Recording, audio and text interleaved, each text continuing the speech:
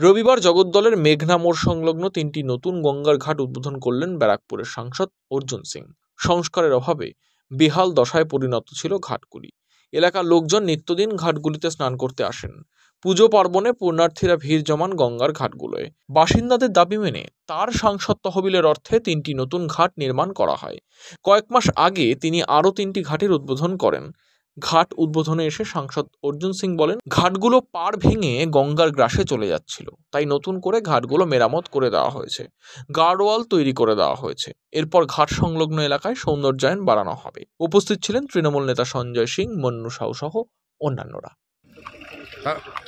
বহুদিন ধরে আমাদের এই মেঘনা ঘাটে বহু মানুষ এখানে যাতায়াত করেন। তারপরে ছট পুজো নিয়ে খুব সমস্যা হতো, এখানে কোনো ঘাট ছিল না। আর তারপরে ওই এখানে এটাগুলো মাটিগুলো ভেঙে যাচ্ছে, পাড়গুলো ভেঙে যাচ্ছে। তার জন্য এই ঘাটের সঙ্গে সঙ্গে আমরা গার্ডওয়াল যে আইন অনুযায়ী যেটা এখন সিস্টেম হচ্ছে সেটাও করে দিয়েছি, যাতে এই পাড়টা বাঁচানো যেতে পারে। আমার মনে হচ্ছে এটার জন্য আগামী দিন আরও আমরা কিছু করব। কতগুলো ঘাট হলো? এখানে 3টে হয়েছে, 2টো ওখানে হয়েছে, 5টা হয়েছে। এখানে লাইট লাগবে যাতে মানুষ এখানে বসতে পারে, আসতে পারে, ঘুরতে পারে। এটা ছট পুজো না সবসময় আসার জন্য? সবসময়। Bureau report, channel 10।